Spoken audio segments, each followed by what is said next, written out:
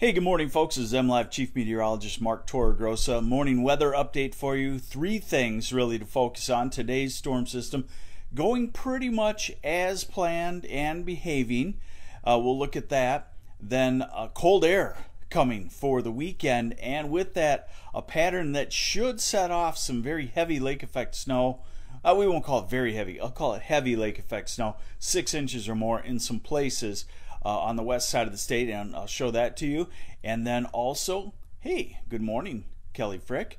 Also, a wind-driven snow possible on Monday. This one has me intrigued because it's been showing up for several days now, and both of the main models that I look at show this. And it will be a fluffy snow, a wind-driven snow, a cold snow, and that's a blowing around snow. I'll have to get the Torregrossa drifting index into action on that. So if you have any questions or reports, throw them at us here on Facebook Live.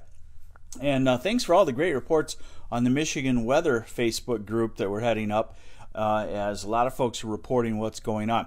Okay, so here's the radar, and as you can see, we still have plenty of periods of precipitation to go today. You do get these holes in this storm system. It's not a solid, totally solid weather pattern, so at times you'll get lulls, and then at times you'll get it to pick up.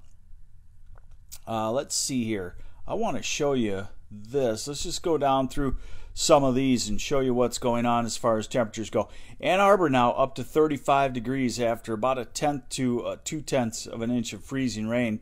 Detroit's at 35, southeast winds, so going up. So the southeast part of lower Michigan pretty much has gone above the freezing mark, and no further issues on freezing going on there.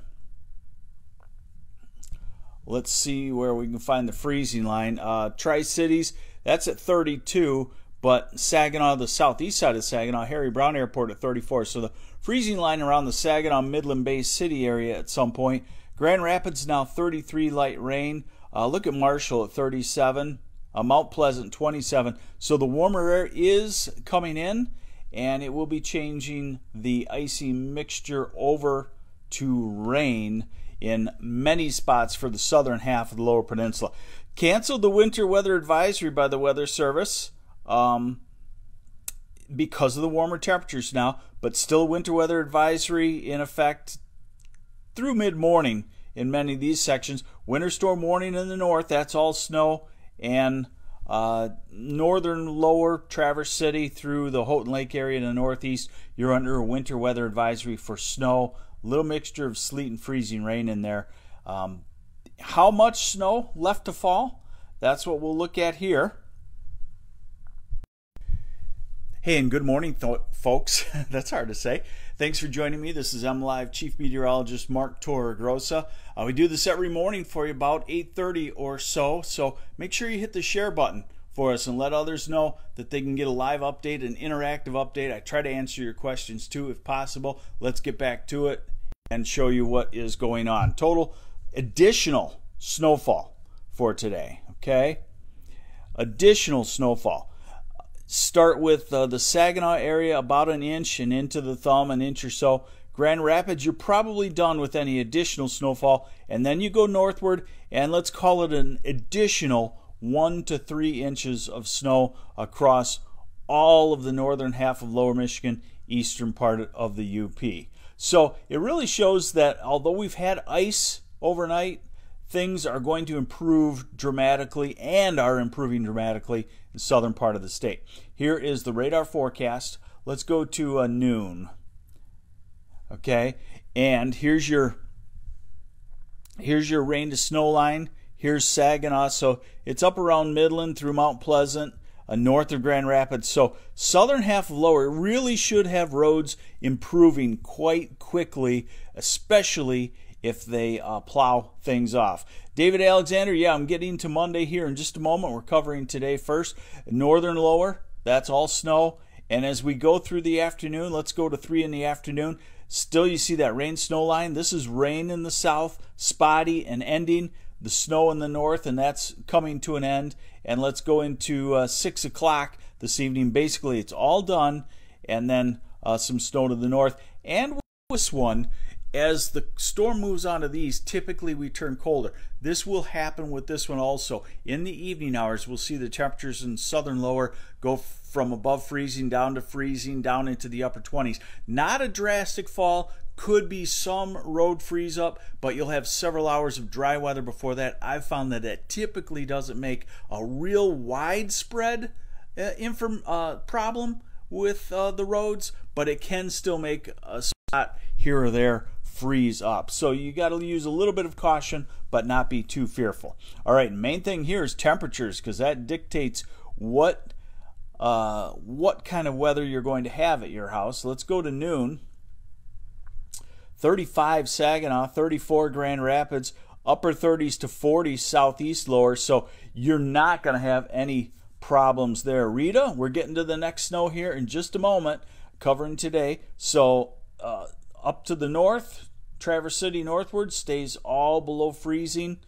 And now I'm into 3 o'clock in the afternoon, 4 o'clock, still southeast lower above freezing. Grand Rapids down to 32, but notice it's a slow creep downward.